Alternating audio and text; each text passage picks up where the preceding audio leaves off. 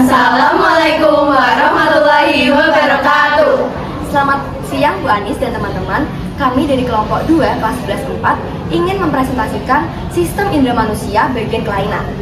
Kelompok kami beranggotakan saya Alia Latifah Azimah absen 1, Saya Almina Suleli absen 2. saya Tulisa Sumara absen 11, Saya Kirana Meswari Pravita absen 17. Saya Quinsa Juli Marita Andriani absen 27. Saya Tara Kirana Sari absen 34. Selamat menyaksikan.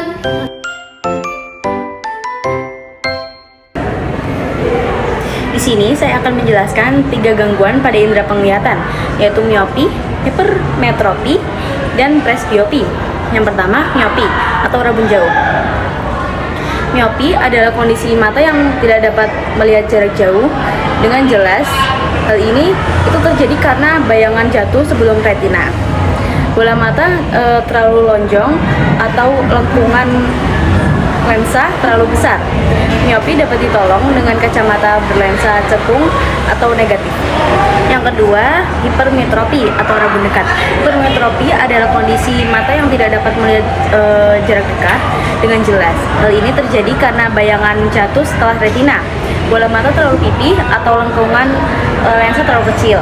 Hipermetropi dapat ditolongi dengan kacamata berlensa cembung atau positif. Yang ketiga, presbiopi atau mata tua. Presbiopi terjadi karena faktor usia yang menyebabkan daya akomodasi mata menurun.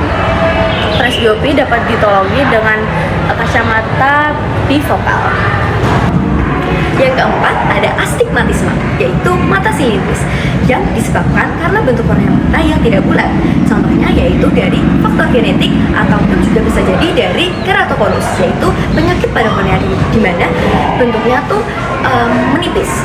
Nah, astigmatisme dapat ditolong dengan cara menggunakan kacamata yang berlensa silindris.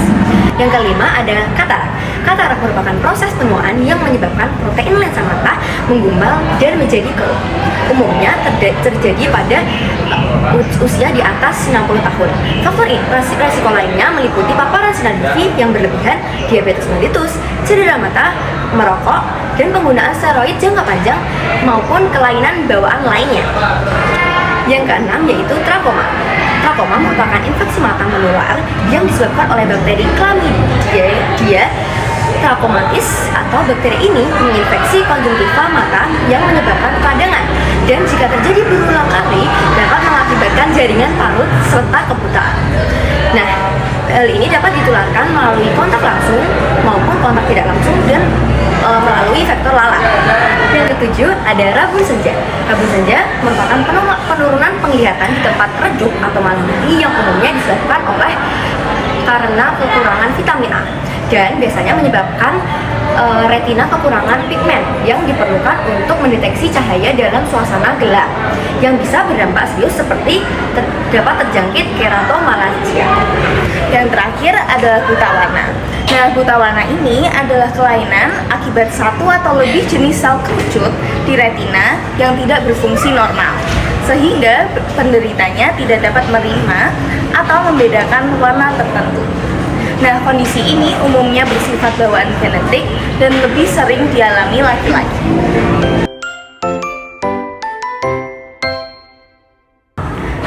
Selanjutnya adalah kelainan indera pendengaran. Yang pertama adalah tuli saraf. Tuli saraf ini terjadi karena kerusakan pada organ korti di koklea, saraf auditori atau korteks pendengaran di otak. Akibatnya, sinyal suara tidak dapat dihantarkan ke otak meskipun suara sampai ke telinga dalam, sehingga menyebabkan gangguan pendengaran. Yang permanen. Yang kedua adalah tuli konduktif. Tuli konduktif ini disebabkan oleh gangguan penghantaran getaran suara menuju ke koklea. Misalnya karena penumpukan serumen atau kerusakan tulang pendengaran. Kondisi ini umumnya dapat diobati karena telinga dalam dan saraf pendengaran masih berfungsi normal. Yang ketiga, motion sickness. Motion sickness atau mabuk perjalanan terjadi ketika reseptor keseimbangan di telinga dalam mendeteksi gerakan tetapi indera penglihatan dan tubuh tidak merasakan gerakan yang sama. Ketidakselarasan sinyal sensorik ini menyebabkan otak merespons dengan gejala seperti pusing, mual, dan muntah.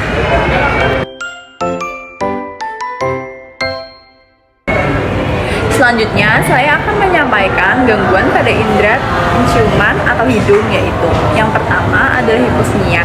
Hiposmia adalah kondisi ketika indera penciuman menjadi kurang tajam atau melemah, namun tetap bisa menghirup aroma, tetapi kekuatannya tidak seperti biasanya atau terasa sangat samar.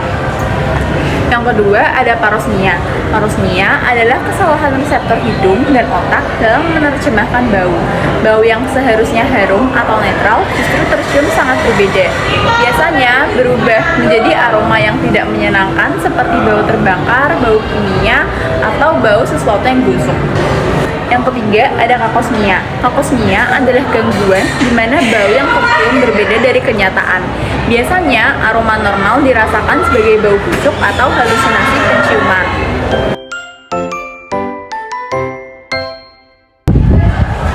Selanjutnya, saya akan menjelaskan tentang kelainan indera pengecapan. Yang pertama ada sariawan lidah. Sariawan ini biasanya disebabkan oleh infeksi jamur Candida albicans, di mana kondisi ini tuh menimbulkan rasa perih terutama saat makan atau minum, sehingga dapat mengganggu fungsi pengecap. Yang kedua ada kanker lidah, di mana kanker lidah ini dapat disebabkan oleh kebiasaan tidak sehat seperti merokok, konsumsi alkohol, serta penggunaan obat-obatan secara berlebihan. Penyakit ini berbahaya karena dapat merusak jaringan lidah dan mempengaruhi kemampuan mengecap. Selanjutnya ada fisural lidah. Fisural lidah ini ditandai dengan adanya retakan atau lekukan yang dalam pada permukaan lidah. Kondisi ini bisa menimbulkan rasa perih dan iritasi, terutama jika makanan masuk ke celah-celah tersebut. Yang keempat ada mikroglosi, di mana mikroglosi ini adalah kondisi di mana ukuran lidah dan papila itu lebih kecil daripada ukuran normal. Hal ini dapat menyebabkan kemampuan pengecap menjadi kurang optimal. Dan yang terakhir atau kelima ada makroglosi. Makroglosi ini merupakan kebalikan dari mikroglosi, yaitu ukuran lidah dan papila yang lebih besar dari ukuran normal. Kondisi ini bisa mengganggu proses berbicara, makan, dan juga pengecapan.